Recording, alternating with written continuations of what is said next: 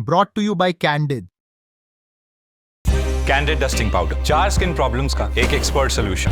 Candid dusting powder, हटा खुजली, लगा कैंडिड।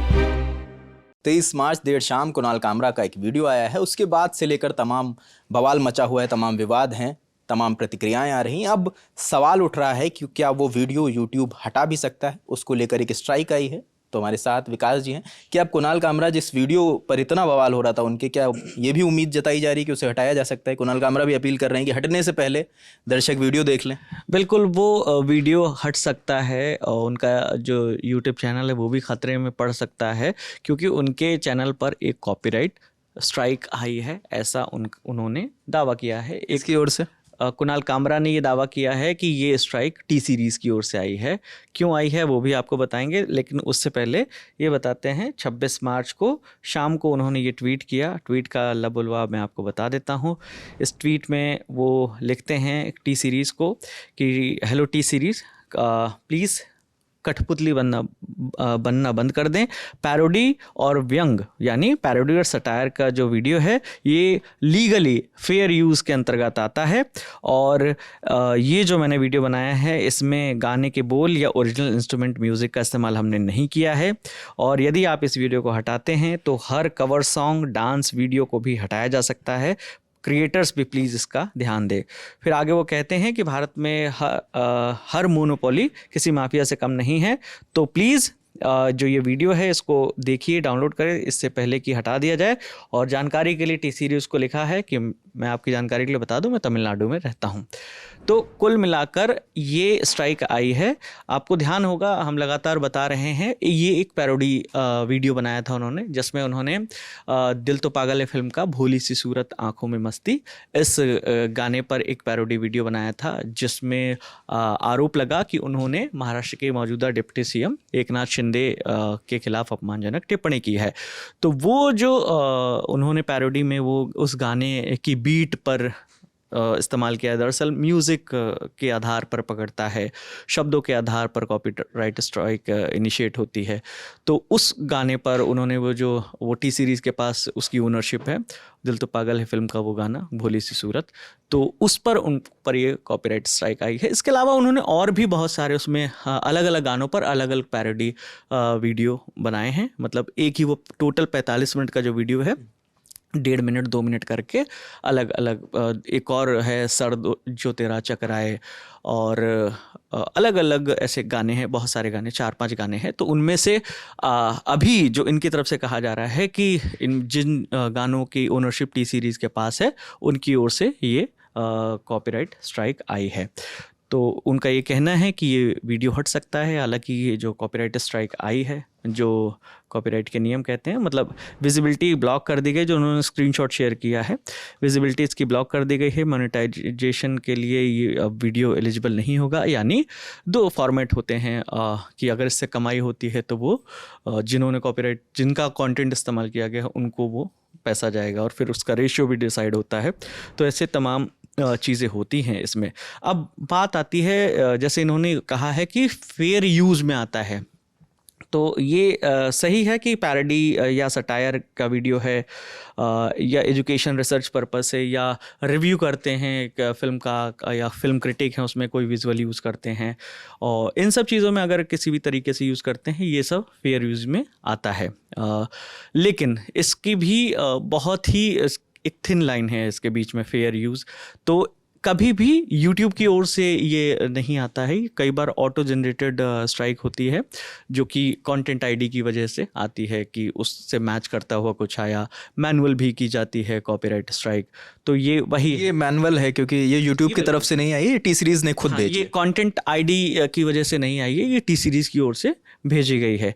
और उसमें वही उन्होंने गिनाया है कि भाई पॉलिसी ये कहती है, हालांकि जब फेयर यूज़ किया हो, अगर आपने किसी भी वीडियो में किसी भी म्यूज़िक का या XYZ किसी भी चीज़ का इस्तेमाल फेयर यूज़ किया है और फिर भी आती है, तो फिर आप अपील करते हैं, जो कि अब प्रोसेस शायद कुणाल कामरा की ओर से किया जा रहा होगा।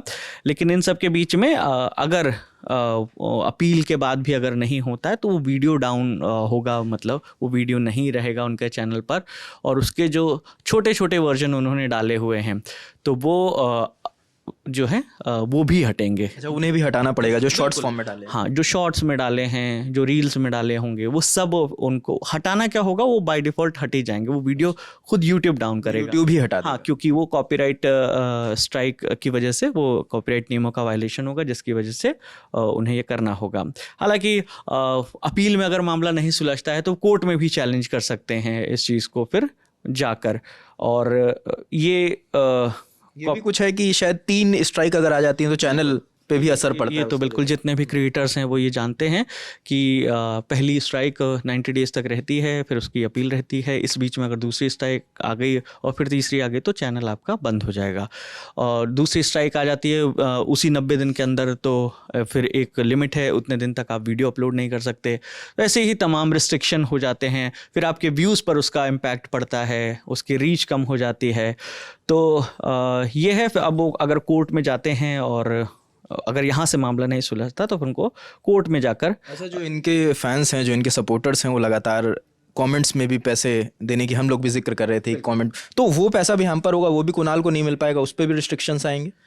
नहीं, वो पैसा तो मिल गया। अच्छा, वो मिल गया। हाँ, वो उसका जो है ना 45 और 55 का उस दिन हम जिक्र करें, जो भी रेशियो होता है, जो भी 50 हाँ 45-55 का रेशियो है, तो वो पैसा आता है खाते में। और उस जो ऑलरेडी हो चुकी कमाई, वो जो चूंकि अब वो वीडियो ही नहीं रहेगा तो उस पर भेजने का विकल्प नहीं रहेगा अगर वो वीडियो डाउन हो जाता है।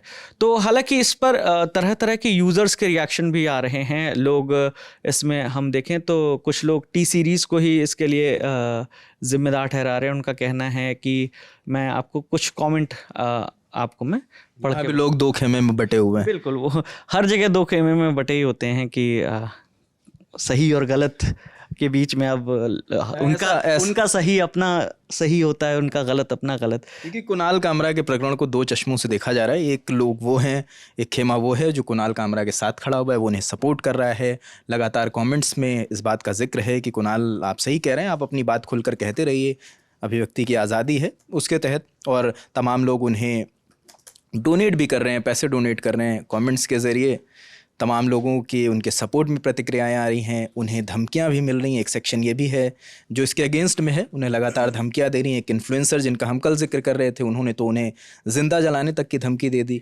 तमाम लोग कह रहे हैं कि आप वहाँ अपने साउथ में क्यों हैं, आप मुंबई क्यों नहीं आ रहे। तो ये दोनों खेमों से प्रतिक्रियाएं आ रही हैं।